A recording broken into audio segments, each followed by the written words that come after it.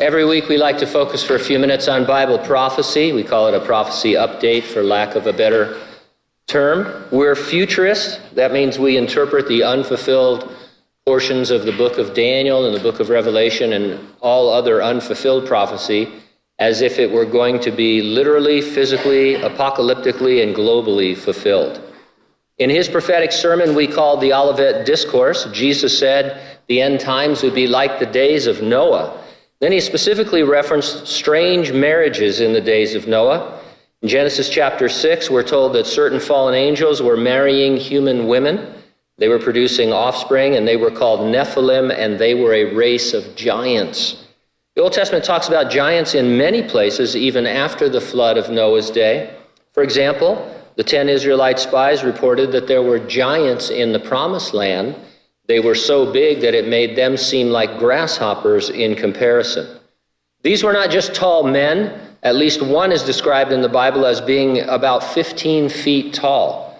This isn't what we call giantism either, because humans who suffer from that are typically slow and clumsy, uncoordinated, and they die relatively young.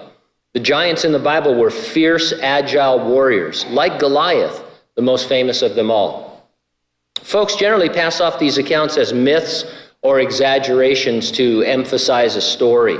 That's why it was interesting to read an article titled, "Goliath's True Hometown Found as Lost 3,000-Year-Old Philistine City Emerges Beneath Gath." Let me read you some excerpts. Archaeologists excavating the ancient Philistine city of Gath have uncovered massive 3,000-year-old fortifications of a size unprecedented for their time and place. The discovery could help explain why the Bible names this town as a home to giants, the researchers say. The monumental ruins emerged in recent months beneath the remains of a later and already well-explored layer of Philistine settlement, indicating the researchers have stumbled upon an older city that was partially or completely built over by subsequent generations. If Goliath did once exist, his hometown would apparently have been this city, not the one under archaeological investigation for decades.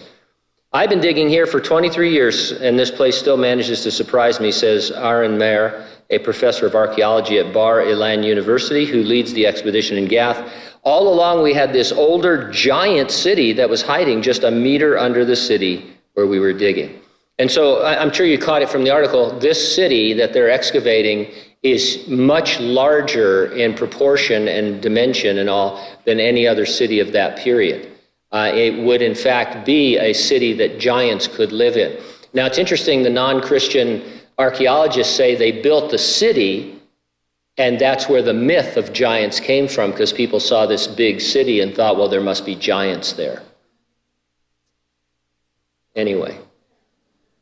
In other unrelated archaeological news, it seems the biblical city of Edom has been unearthed.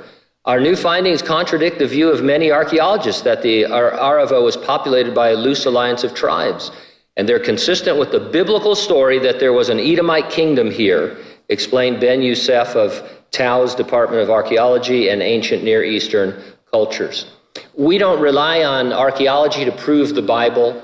But it's always interesting when the Bible was right all along, and archaeologists have to admit it. In other unrelated Noah-type news, now this is one of those way out there things. I couldn't do it as a separate update because you'd think I was crazy. But it mentions Noah, and it's happening. A Russian billionaire is ramping up plans to save humanity by creating a floating garden of gods in the solar system for 15 million lucky people. In 2017, the group sent a satellite, Asgardia 1, into low Earth orbit and declared sovereignty over the space it occupies. I guess if you're a billionaire, you can do anything you want.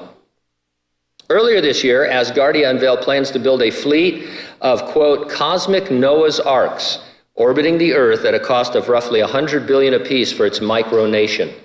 The ultimate goal is to recruit 100 million Asgardians, of whom 15 million will be residents in space and beyond. I can't make this stuff up. It's just amazing. My point, though, is simply this, returning to what we started with. The discovery of Gath, evidence that there were giants, Nephilim, is exactly what you expect based on the words of Jesus that it will be as it was in the days of Noah. Jesus promised to return to rapture his church. You know that entails the resurrection of the dead in Christ and then the catching away of living believers will be together with the Lord forever in heaven. It's presented in the Bible as an imminent. That means it's an any moment event. And so I ask you, are you ready for the rapture? If not, get ready and stay ready and keep looking up, because ready or not, Jesus is coming.